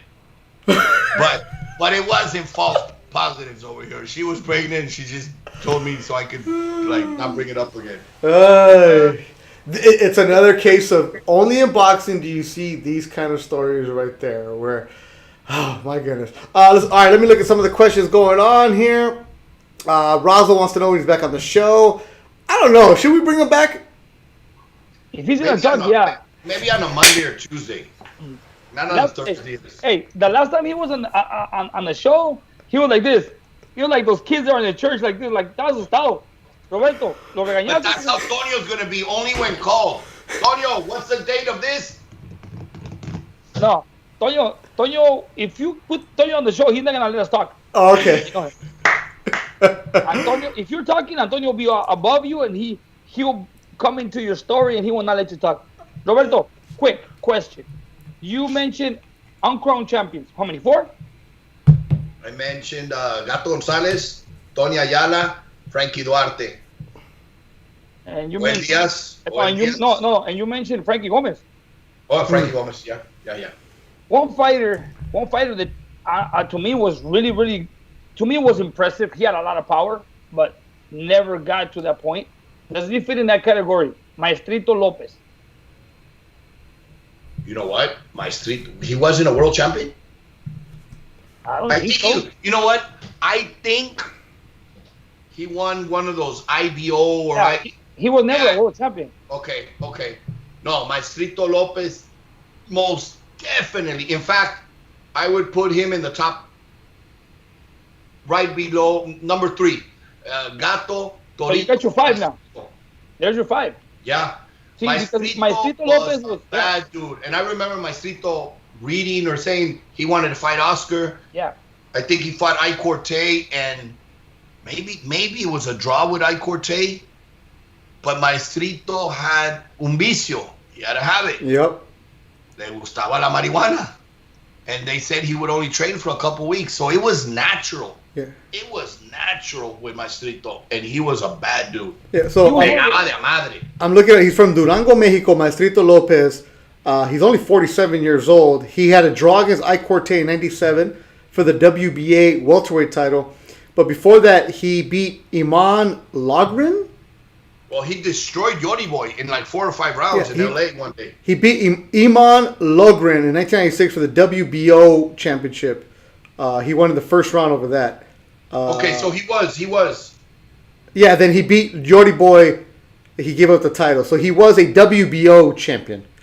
So, but yeah, it's a first thing that pops up is he didn't make it very far due to drug abuse. It says it right there. Yep. Yeah, he liked this. He was one of those natural. Yeah. Today he would be okay. Yeah. Yeah. He should have waited up. He should have waited 20 years, man. Ahorita pudiera fumar su toquecito, go in there, win a title, come out, otro toquecito.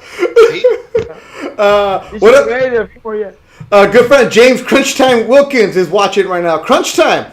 If you guys have a chance, go and check him out on YouTube. There's a show about him, his backstory. Crunch Time Wilkins.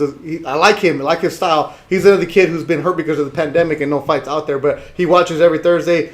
I think he's living in Dallas now, but great story, great kid who very dedicated, always training. He's just, the phone could actually ring. See, that's the difference. What Coach was talking about a little while ago.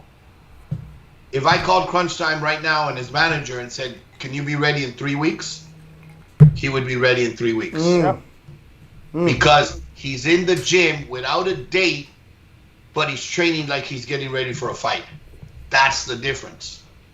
Fino Boxing, to stick on your thing, Roberto. Ruben Navarro and Ruben Castillo. Ruben Castillo. Oh, absolutely. Ruben Castillo. You know what? Yes, he should be on the list. Ruben Castillo had tremendous fighter from Bakersfield, California. Had the unfortunate luck to face the three kings. Jeez, at the time. I just looked up as you. Wow. Alexis Arguello. I mean, probably the greatest fighter that ever came out of Nicaragua. And I say probably because Chocolatito, deserves all the love and respect. But Alexis Arguello, Salvador Sanchez, and Julio Cesar Chavez. I mean, that trio of who he faced for world titles. And then he also took on Juan Laporte. For the world title? Yeah, another guy he lost to. Okay. Yeah. So, those three guys that he just went after, my goodness. He could have won the world title today when you have 10 different organizations and belts and this and that. But back then, when it was more difficult to win a world title, and you only had 3 organizations, or 2, and there wasn't interims, and there wasn't diamonds, and there wasn't golds, and there wasn't supers. The guys that made it were the world champions, and they were the best of the best. It says he was born in Lubbock, Texas. Oh, I didn't know he was Texan. Yeah, Ruben Castillo Conquistador from Lubbock, Texas. That's what Bob said in La Bamba. Lubbock, Texas. There you go, right there. So I love it. He was. He fought out of California. I thought he was Bakersfield. A story about him. We were together in Phoenix, Arizona. I think it was when Julio Cesar fought Costa Azul. And I don't know if it was before the fight or after the fight, but there was a little commotion. Might have been after when Julio lost. And the police. Castillo was, and probably still is, a bad dude. De madrazos. Le gustaban los madrazos. I remember the sheriff or the police or security came over and, okay, you gotta go. No me toques, cabrón. Hey, boom! Madrazo. I remember talking after the fight with Castillo and then just seeing him handcuffed. Se lo están llevando. Yeah. He was a Maldonado fighter. Yeah, Ruben Castillo was 44-0 when he lost to Alexis Arguello in the 11th round. That's back when they used to go 15 rounds. And, Fino Boxing has a great memory. And it's just the way I bring a name and you go, ba, ba, ba, ba, ba. That's all kind. That's what's fun about this show, where you guys just keep on going. I think you're talking about Ruben Olivares, aren't you? No, Ruben Castillo. No, I'm talking about the guy from Bakersfield, wasn't it? No. Ruben Castillo, I think, lived in Bakersfield. I didn't know he was born in Texas. I didn't know that. But when he fought out here in L.A. and everything, I think he resided in Bakersfield. He lives in L.A. somewhere in Bakersfield, or he did a little bit of promotion for a little bit and stuff. But he was at Fantasy a couple years back. He's a real cool guy. Yeah, there it is. Oh, you know what? You're right. It pops up now. Lives in Bakersfield. I stop. There it is. All right, so we got the Bakersfield. He was very close with Bobby Chacon, too, for years. Man. There it is. Oh, man. All kinds of good stuff coming in. People wanting Razo back on the show. I've decided no, because he won't talk. If he does, he's only going to talk about Todd Gurley and the Rams and all that other stuff. So he had an excuse that day because he was in the bubble. Okay. Antonio Diaz says, ask Roberto if I can get insurance because Beck the Bully has beat me up. The only way I can provide him insurance is he needs to get back in the ring. Joelito, his nephew, can provide him insurance, which he probably will need to face Beck the Bully. One better, I got our lawyer. ThursDIAZ has a lawyer, our good friend Curtis Gold, who I golfed with the other day. Razo met him, is an insurance lawyer. He said he will take care of you. Coach, he's the one who sent you the forms for your truck to make sure that everybody's safe out there. So we have an insurance lawyer on payroll now, ThursDIAZ. We have a bartender. We have a lawyer. We have a sobador, and we don't have a barber, though. So we're good, though. Hey, well, send the information to Joelito so he can talk to him and see if there's something we could do. Yeah, Curtis, we'll take care of it. Roberto, no. Oh, ya empezó Antonio. Roberto, Antonio no ocupa seguro. Antonio ya no se compone ni con un Cristo de oro, Roberto. Hey, I saw him sleeping on the job the other day. What's up with that? I mean, I was picking up the trash and I go, ya cuando lo miré, dije, I was going to throw him in the carretilla too. Es que le compré un menudo y le cayó de peso, Roberto. See, that's what happens. When they come to work with me over there in the morning, that's why I don't like to buy them food until they're done for the day. Because if I buy them food early, they eat and then they fall asleep. That's what happened to Toño. That was so funny because you see the story and there's a bowl, like the table with the menudo, and then 5 minutes later, he's on a ladder, I think, cleaning. And then 3 minutes later, he's in a tabla on the floor. No. It was the other, Roberto, it was the other way around. He was on the ladder working. Okay. And then later on, you saw the menudo. And when you didn't see the menudo no more, he was over there laying there. He was snoring. Y lo que pasa es que le puse la gorra encima. Okay, every time he was breathing in and out, he was sucking in flies. The best part, like, ThursDIAZ has evolved into like a big inside joke too. Because if you're listening the first time, you're like, "What? Who is this Toño guy? Why are they picking on him?" And then you realize Toño Diaz was one of the best boxers of his generation, and he's a great guy. And then just like Carrilla, you're going after him, and it's just fun. Because you do have that gym going, and Salem Urbina reminds us, you guys have a fighter too. That's right. ThursDIAZ Promotions has a fighter in Salem Urbina's, so we'll get going on that good stuff. So all kinds of stuff. Everybody wants Toño back in the ring. Everybody wants Razo back on the show. Why don't Toño and Razo go do their own show? Get out of here and leave us alone. We're trying to be here. Right? Look, everybody wants to work there. There is a report, Coach. I'm asking you this question. Steve Kim tweeted that Andrew Cancho was going to be working with you. Is that true or false? Well, we're working with Marcos Caballero and Cancio. So how's he's in Coachella. He's not training with me. Like I said, I'm away. Cancio has a fight, and I'm gonna be gone for 2 weeks, so I can't physically train him. So Marcos Caballero is working with him in Coachella. But you said you're gonna work with him too, or? No, well, I'm helping Marcos. Getting them over there, getting them ready for the fight. So. How's that work? How does that work? Well, Marcos is training them, and I'm in touch with Marcos. Whatever he needs, providing with sparring and making sure he's okay on the weight and stuff like that. Okay. But that's the beauty of the sport, Beto. Here you have two gyms, probably, 10 miles apart. Maybe 4 or 5. Okay. But in the past have been like they're almost 500 miles apart. And that's outside looking in. Okay. I think today, to see Joel and Marcos working together for the better of all the fighters in that area. Joel can't have everybody. Marcos can't have everybody. But together, they can make sure to take care of a bunch. So that's working together.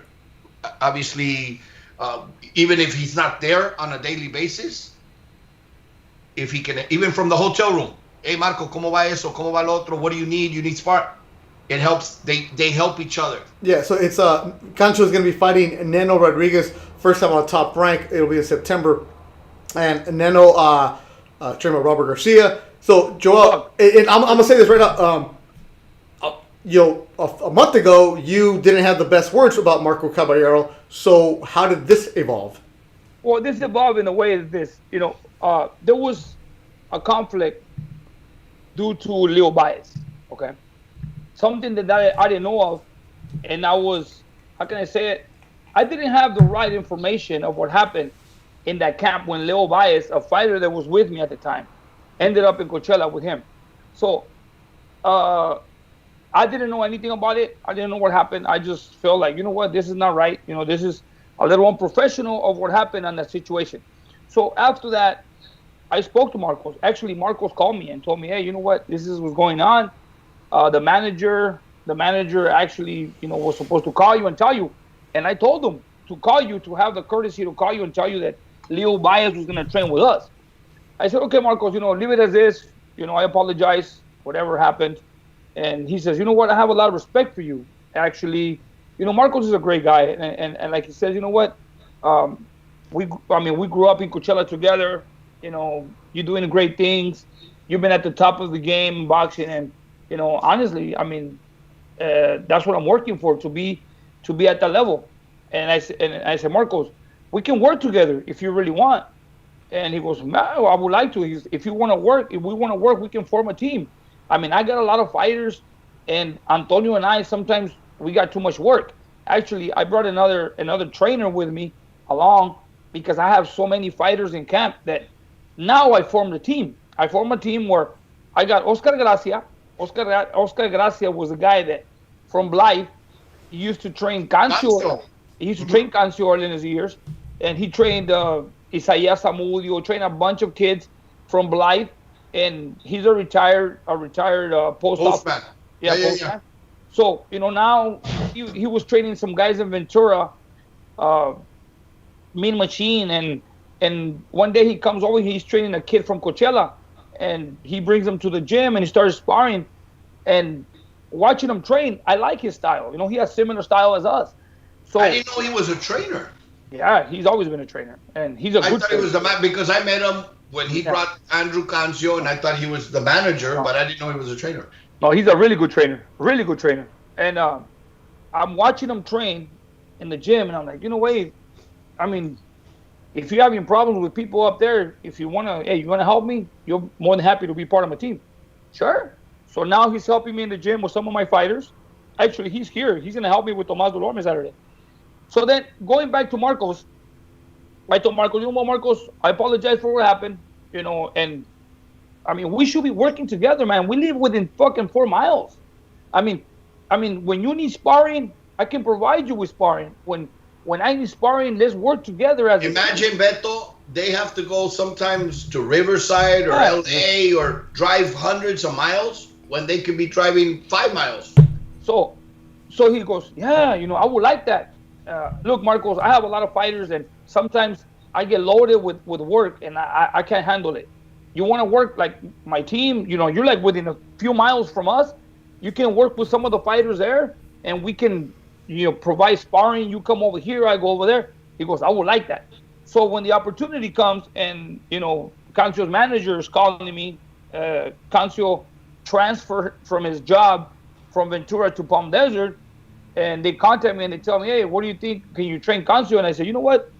And I told the managers from the beginning, I said, look, right now, due to the pandemic, things are changing. It's not like I can fly to a fight within a day or two of the fight. I have to be in a bubble for days. I got 2 fights back to back, actually 3. look, I'm gonna be here. I've been here all week. Oklahoma, and then Fantasy Springs. Hey, Cancho's already training for his fight because he has a fight in September. I said, look, I'm gonna be honest with you. I cannot train him, but I can. If he wants to come over here, Marcos Caballero is we're working along with Marcos. Marcos is a great trainer. He can work with him, and I can be, with Marcos and talking to him, and he goes, perfect. I like it. So I already told him from the beginning, I'm gonna be gone this week. Next week I'm gonna be gone, and then I'm gonna come back, and then actually we have Beck. So yeah. I mean, physically I can't commit and say, okay, I'll train the guy, and then something goes wrong. Hey, I told you from the beginning I couldn't do it, but there's somebody there that is making sure that he's getting trained. For example, look, right now I get a picture, and Marcos tells me, there, look. There is Cancio on the scale, and I told him, hey, you got to check his weight. And check his weight, and if he's not losing weight, don't waste your time. We're not going to be easy with him. So he got him on the scale, sent me a picture, and I said, hey, this is the way it's supposed to be. And then he has a goal for next week. He has to be on this weight. It's either he's going to give himself 100% in the sport, or don't waste your time, don't waste my time. Simple as that. So today, Marcos recently sent me a picture, says, hey, look, he's on the scale, this is how much you weigh. Perfect. And that's what's going on. But that shows the teamwork too, because it's rare in boxing. Again, what dominates a lot of the times boxing, Beto? Ego. Mm-hmm. And it's one thing that, let's say Joel says, hey, send me a picture, this, it's almost, the mentality is, why do I have to check in? Why do I have to send for approval? Why do I have... But Marcos sending it to him, hey, estamos trabajando, look, this is what that shows, you know what? We're working together. We're a team. There's no egos here. Egos aside, we're working for the same goal. Mm-hmm. But it's very rare to have, you're seeing in boxing, that's one thing that I love about Indio Boys and Girls Club with Joel. He has his team already set, and a lot of teams already have that. But it's hard when you have a fighter that comes and says, well, I have my conditioning coach, but you're going to be my trainer. And then there's that clash between who's going to closer to the fighter and who controls the fighter. And it shouldn't be about that, No. At the end of the day, it's for the fighter. Yeah. And with me, it's always been like that. Like I like to work with people. And to me, just putting something together where we live in such short distance with Marcos and Lia Espinosa and Coachella, that we can work together. There's two gyms in a short range, a short distance. And if we could work together, it's a boxing family. I don't have a problem. Manny Robles calls me a couple of days ago. Hey, great. Manny Robles, very professional person. He calls me and he tells me, hey, you know what? This pandemic is going on right now. I know Saul is not going to go over there right now, but he's got to fight. And, just going over there is a little hard for him. He's going to train here. Great, Manny. Thank you so much. Keep that kid busy out there. So he's over there working with Saul Sanchez. And Manny Robles picks up the phone and calls me. And I said, hey, Manny, whatever you need, you let me know. Same, likewise. That's professionalism, where coaches can work together to build. Everybody has a different path. Manny Robles, he built his career. Freddie Roach, Robert Garcia, everybody, like every trainer out there. And if some way or another people can work together without that greed, without that jealousy, believe me, things can be a lot better in the sport of boxing. If we can just all work together as a team. At the end of the day, look, we like Mike Rodriguez. He's been my friend for years. I love that guy. The Cup Man. The Cup Man. Last week, we were in a Thompson show, and he was in the opposite corner from me, and Danny Zamora as well. It's a business. It's a beautiful sport. We have much respect. I'm in the opposite corner of Danny Zamora. Hey, shake his hand. Hey, good luck. I tell his fighter, hey, mijo, God bless you. Hey, do your thing. Boom. If he wins, walk away. Same thing. They come, they hug, and that's the beauty of the sport. And you're right. Yesterday, I was fortunate. and it was a highlight for me. Believe it or not, it was something that, wow, it was cool. WBC called a few days ago and said we're having they've been doing their WBC talks every day since the pandemic. I think they're close to 100 already, and they said we're going to do. We got an echo. No, just keep going, Roberto. They said we're going to do a matchmaker one. And we're going to invite some matchmakers to the WBC talks. Can you be available? And I said, yeah, absolutely. I think a few matchmakers dropped off or weren't available. And it was Mauricio, Bruce Tramper from the Top Rank, and myself. It was just us three. But it was so good because even though I'm going to say competing promotional companies, I'm not going to say rival because it's not a rivalry. We're both working for the same thing, boxing, to make best fights, so I'm not going to call it rival. I'm going to call it competitor. And he said it, you know what? It's fun to have competitors. It's fun to have a rivalry. It's fun but for me, it was an honor to be on this talk, even though, that's Top Rank, we're golden boy. That's not our mentality. You know what? No. The way I saw it, Bruce Tramper, this is a Hall of Fame matchmaker who I didn't know until yesterday. He's been with Top Rank for 38 years. 38 years working for one company and building records of Oscar de la Hoya, Floyd Mayweather, Miguel Cotto, some of the greatest fighters that we know today in the Hall of Fame. He partaked in that as a matchmaker. And first of all, there's a respect. And I think, Coach Diaz, Coach Joel can tell you, they know what other coaches go through. Mm-hmm. So there's a special respect they have, or he may have, for other coaches. It's the same thing with matchmakers. Only a matchmaker understands the matchmaker role, the sleepless nights, the guy's not going to make, everything you go through, or when the fight goes sour like a few weeks ago and it's like, oh, it's my fault. Okay. But it's an admiration that I have for matchmakers in general because I know what they go through, but especially for somebody of the status of Bruce Tramper. Yeah. That I mean, when I see him, it's like, buenas tardes, qué tal, qué gusto, And he's so humble. He's one of the guys that he'll reply on Twitter and he'll everybody like on Twitter. Everybody. And here and there. So it's like, it's so easy. And I think for fighters, for coaches, for matchmakers, everybody in the business, in the sport, once you get to a certain level, to lose ground and lose that humbleness. One of the first things I was taught when I got into the broadcasting business by Shelley Smith, who was on ESPN, this is back when I was answering the phones, and she said, if you want to be famous, don't get into this. Make sure you love what you do.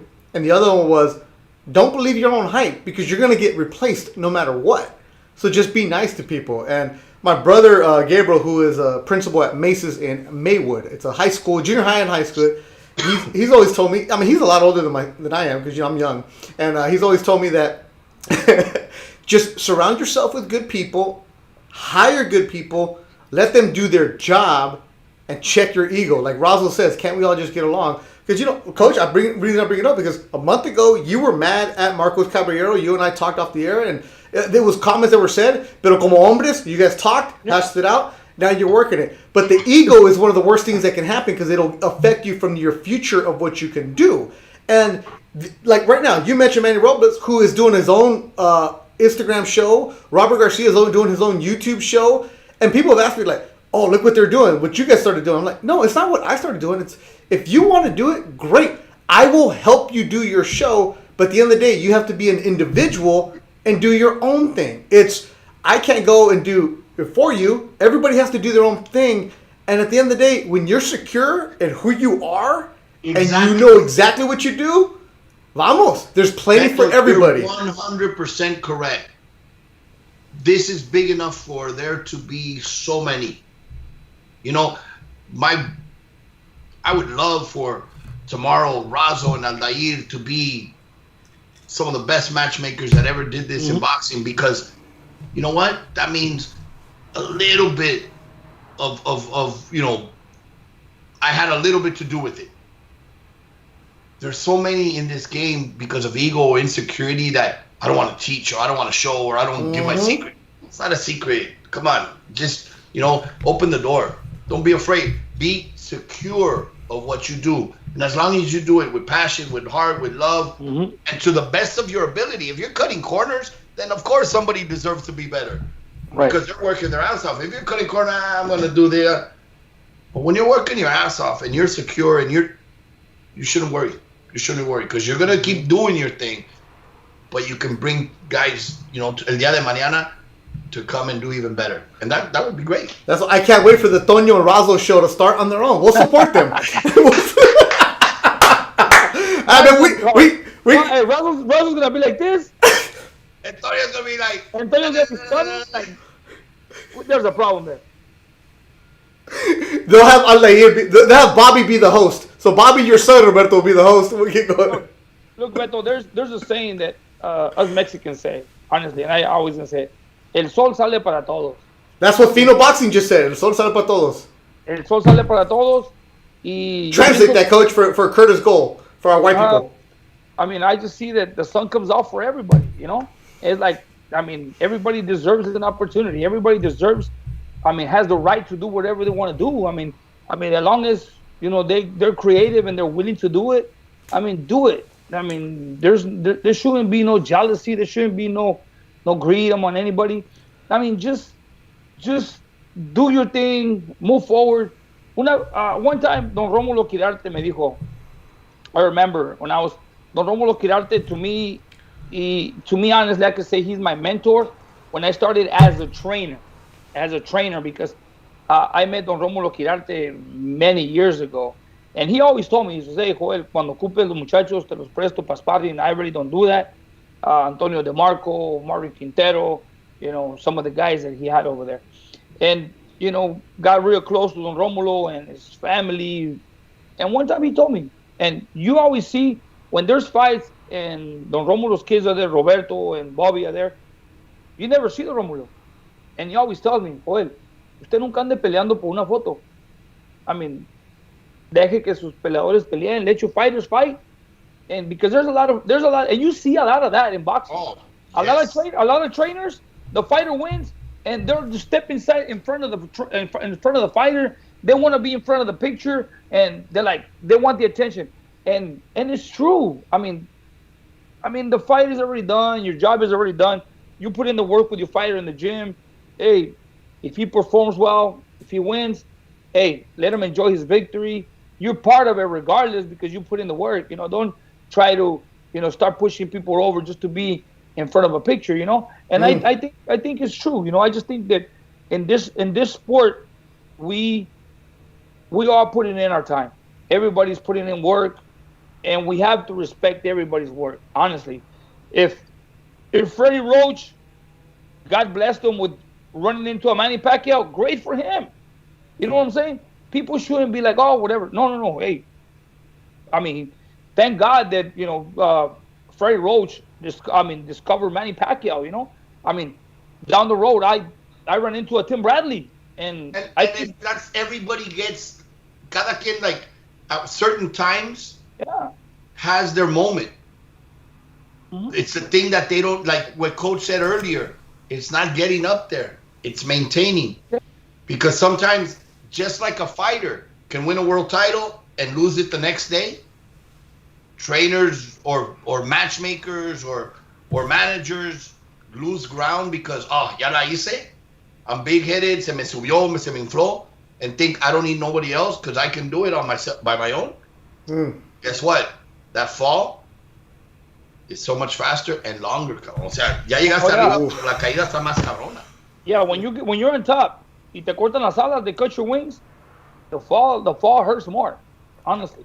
It's the fly-by-night people don't last. It's still you're in it for the long haul, it's the love of what you do. La maldita pobreza, right, Coach? La maldita pobreza, as the shirt says back there.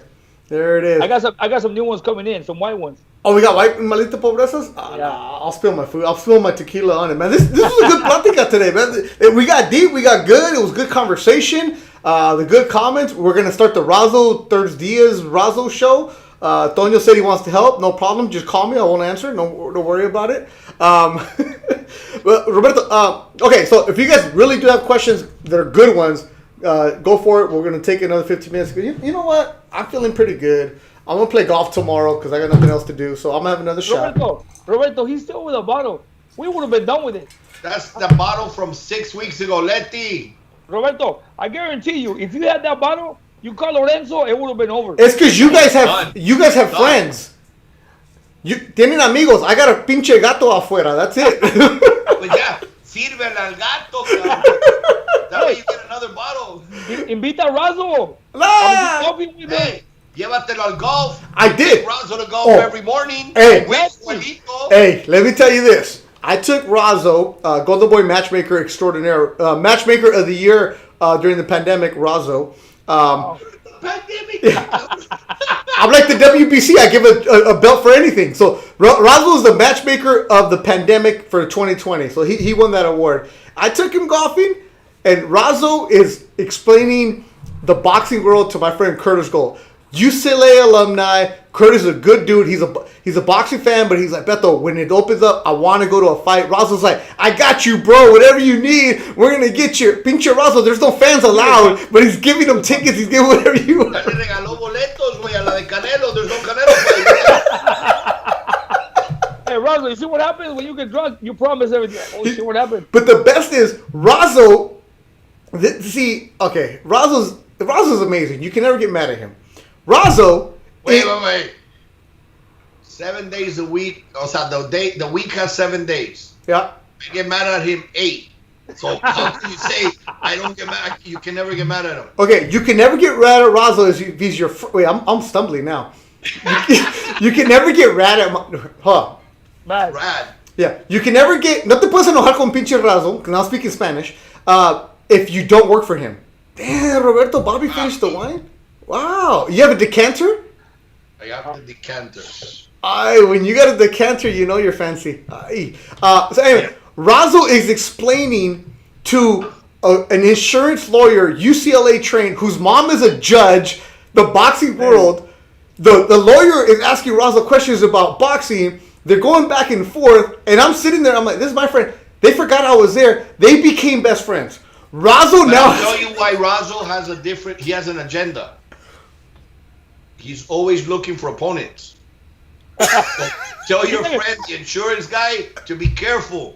Porque Razo might call him and say, hey, I got the 2 tickets for your fight. Y ya que llegue, by the way, you're starring in the main event, cabrón.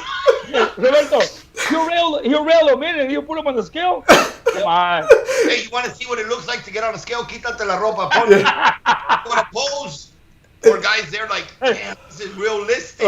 It was the best. Hearing Razo talk to a white guy and like a professional, like a lawyer, like yeah. And then my friend is asking him, so who do you guys have for counsel? Razo's like, Roberto Diaz.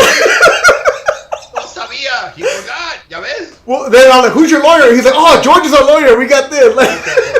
You remember George. No, but counsel. Yeah. He said, who's your counsel?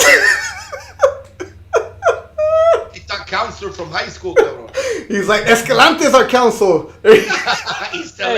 Next time you go golfing, take the bottle. Okay, you're never going to finish it. That pace you got, you're never going to finish it.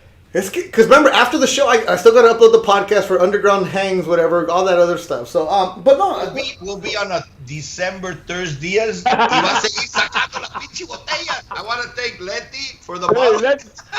I want to thank Letty. Still going to be like this much. Hey, and then he spilled half right now on the computer. Oh, yeah. Beto, one carne asada in my backyard, that thing is gone. Oh, one. It would have been gone a long time ago, but I don't have any friends. As I gotten older, I've cut everybody off. So the only friends I have now are... No, Razo's not my friend. I only golf with him. So I only have friends that are golfers. That's it. So no more than that. So tomorrow I'm going to golf in Ontario. Because all the Golden Boy staff is a golfer now. Everybody there golfs. But nadie trabaja. Not all, cabrón. Only You? 99%. Yeah. It's you, Roberto, and Marco Pelayo are the only ones working. No. Marco Pelayo. Only one working. I hope he's listening today. No, he's no chance. Then, he's probably sleeping early because guess what? He's golfing tomorrow. Marco? Oh. I saw a little text in the group. Anybody got some golf clubs they can sell me? Anybody this? Anybody? Yeah. If you can't beat them, join them. All these fancy the only matches. one, I think Carlita's not golfing, Carla's not golfing, and myself. So the people that work. Okay. The people that work. All right. So Thursday has been fun as always. Coach, you will have Thomas Dulorme Saturday. Where can we watch that fight? On Fox Sports. Oh, it's on Fox Sports. Big Fox. Yeah, it's a big spot. Oh, it's a title. It's a title fight. Now, you're doing something that's I'm not used to seeing from you. You're saying Dulorme is going to win. No. He said knock him out. That was last week. No, on his Instagram, he put it. Está listo. Look, I'm going to tell you one thing. If I had $10,000 right now, right here, I'll put him on Dulorme. I mean, if I had him right here, I'll put him on Dulorme right now. Why? Because I've seen Dulorme in the past in his career, and I've seen the progress that he's done to now. Thomas Dulorme, he's been in camp since February for this fight. I mean, they switched this date 2 times. He was supposed to fight April, and then they moved it to, I think it was May. Well, the thing is, they moved this date like 2 times. But throughout that time, I had to monitor him. I mean, bring him weight. I mean, training, and then slow him down. I don't want him to be overtrained. And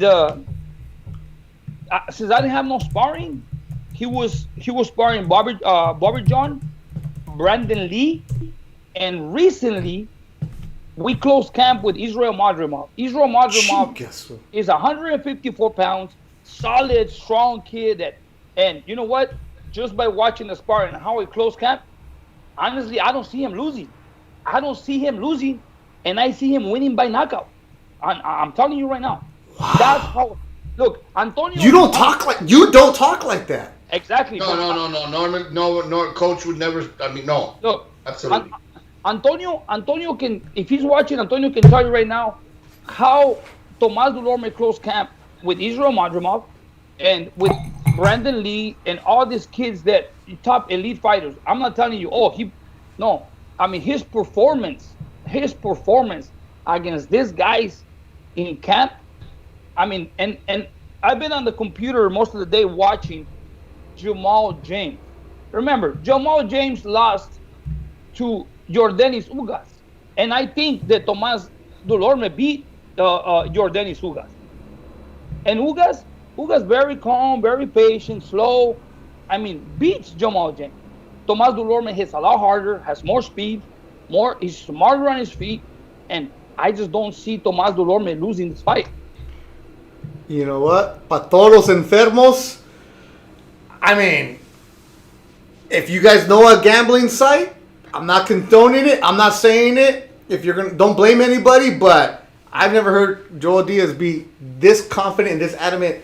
Like, you'll talk about afterward because that's just not who you are. So there's something there. I mean, because I see my fighter, his performance, his improvement in every angle, his confidence, his power.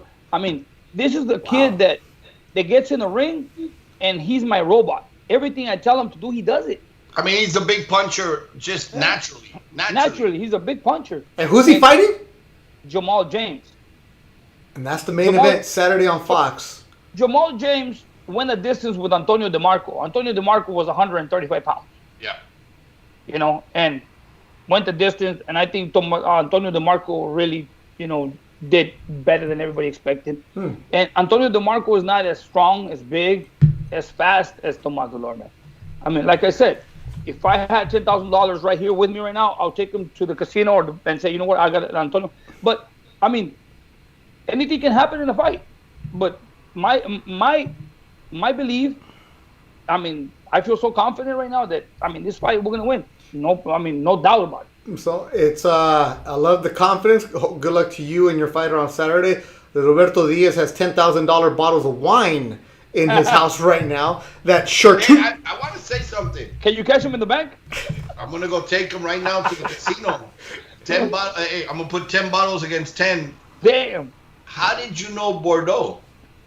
Es que, mira, Robbie, nomás me hago pendejo, pero soy fancy Mexican también. No te preocupes, mijo. I like that. I like that. Look, that's my favorite wine, Bordeaux. Oh, I yeah. love French wine. In the Bordeaux, I love Costes Tournelle because where it's from, I mean, you're still getting the Bordeaux, you're still getting French wine, it's still lower range than Bordeaux is a region in Chateau France. Margaux and those other wines that are very Petrus and all that. But when you said, oh, Bordeaux, I'm like, so I met this broker. We went to a wine tasting at their office.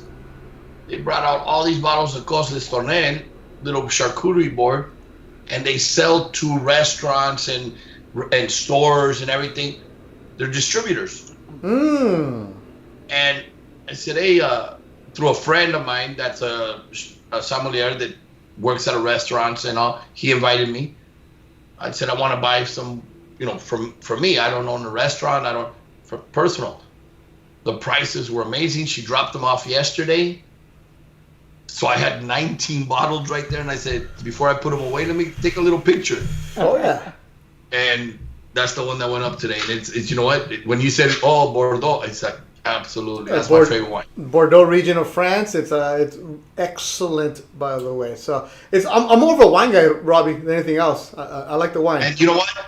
That's the beauty of, I think we go through stages.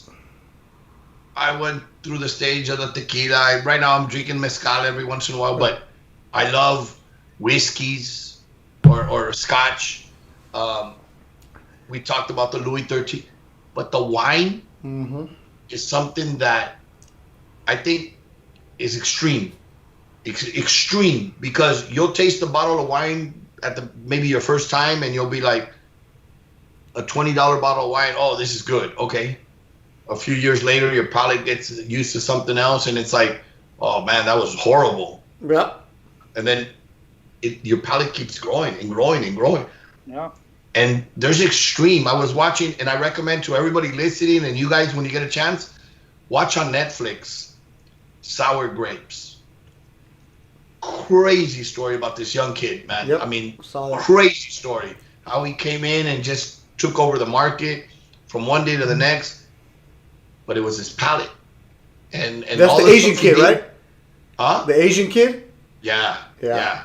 He lived in Arcadia. Yep. We were living in Arcadia at the time, and it was just crazy to see how chingon this kid was with his palate, because he could get a glass of wine, taste it, and say, this is from Napa, or this is from France, or this is from Italy, and this is 2010, or this is 1840. I mean, he could tell you from a taste, and he would always get it right. I mean, there's sommeliers that'll be like trained for years and still have problems. And this guy would tell you. I'm not going to spoil it, but this guy was. I know we're going to watch it. And it's good. He does wonders what he does, but he does it in a bad way. Yeah, he's bad. And same thing Razo does. If you take Razo to El Tepeyac, you take Razo to King Taco, you take Razo to Lady under Indiana, Razo knows the difference.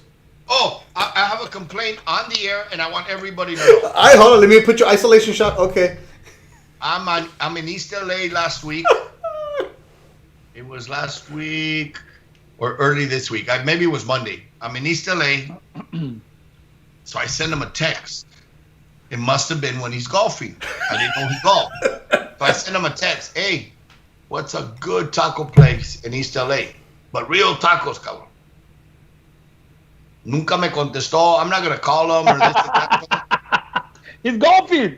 Yeah, he's probably golfing. So I'm driving around East LA. Fucking, where do I find I end up in this place. I ordered a meal. No me gustó. I ate anyway. I left. I'm at home. It's almost dinner time. It's almost dinner time now. It's my second. Now I'm going to eat again. when he says, "Why don't you try this place?" No mames, güey. O sea, 8 hours later, you're gonna tell. You think I'm still in East LA, sitting there waiting for you to answer? Hey, Roberto, it's either he's golfing or he's tailgating. Oh, he's cooking. He's a chef también. Yeah, because he's the king of tailgating. I've seen him. Hey, we went to the game, and believe me, everybody in the outside the stadium, I mean, everybody knows Razo. Everybody knows Razo. Hey, ese es mi gallo. Hey, believe me. Hey. He has control. I can see he's like the Chapo of the parking lot. Wait, which Chapo? Villalobos or Guzman? Villalobos. Oh man. And on that note, we're gonna end the show. And Art Quesada, for who you say Beto doesn't have any friends. Mejor solo que mal acompañado. I know that much. Hey, I like that, Beto. No que no sabes español, cabrón. Hey, no sabo Cuando le conviene, nomás. cuando me conviene y cuando me pagan. So it doesn't matter. I'm telling you. Beto, that's a new shirt.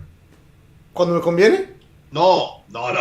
Mejor solo que mal acompañado. I like that shirt.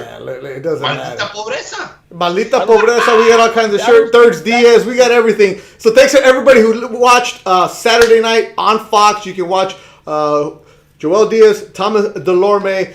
Thanks for everybody got involved with this. I guess wait, hold on. Let me make my schedule. Make sure next Thursday I'm available. Ay, cabrón. No, because we're starting it. Fresa. Es fresa. Oh yeah, because next Thursday I'll be golfing in Montebello. Going to next Thursday. Hold on. He's golfing in Montebello with Sergio Mora. No. This is announcing it right now. Next Thursday, a match. Razo and Eric P, the CFO at Golden Boy, against 99% are golfers. Against me and Ricky Romero, the baseball player, the co-host of the Let's Go Ricky Roll podcast. And porque como the people at Golden Boy son enfermos, $10 a hole. We are going to be gambling on that. So next Thursday, there's going to be a report back here on ThursDIAZ. So I'll let you guys know right now that Razo might be getting into the pop-up next week to defend himself after I kick his ass in golfing. Hey, but I heard P is pretty good. I saw a little picture on Instagram that he beat Oscar one day. Yeah, but it's combined. It's a tag team. So P can be good. Is Rick? Are you good or is Ricky? No, Ricky's really good. I suck. But me and Razo suck. If there's money involved, Eric P and Razo are gonna win. No. Hey. Yo le voy a estos dos. Hey. Roberto, one time we're. Hey, how about you guys bet? Roberto, you got me? Roberto, one time I brought everybody to my. Roberto, one time everybody came to the house, and I invited everybody to the house, and we were playing poker. El dinero sigue el dinero, Roberto. Everybody, we were playing poker, right, Beto? Yes, you were. So who won all the pot? I don't know. I was drunk. The money guy, Eric P. Oh, hey, how about this though? El dinero sigue el dinero. Ricky made $35 million in his career. ¿Qué más? Nah, yeah, but PGP has the checkbook for Oscar. That's what I'm saying. Oh, Eric P has Oscar's checkbook. El dinero sigue el pinche billete. Eric P se lo va a chingar. I guarantee you. I got my money on Eric P. They call him. You know what they call him around the office? The golden pen. O sea, there's the golden boy is Oscar. The golden pen who signs the checks, Eric P. And we will see you next week, Coach. I'm going to embarrass you for betting against me. And Roberto. And Razo is the golden club. El pichito. There it is. We will see you guys next week. Coach Joel Diaz, good luck on Saturday. Roberto, I'll come by and pick up some Bordeaux later on. Eric P, send it next week. Thanks to everybody. Appreciate everybody listening, contributing, all the comments. We do appreciate everybody involved. And just like that, 2 hours flew by. Good night, everybody. Thanks for watching ThursDIAZ. Good night, everybody. Thank you, guys. Éxito. Thank you, Roberto. Buenas noches.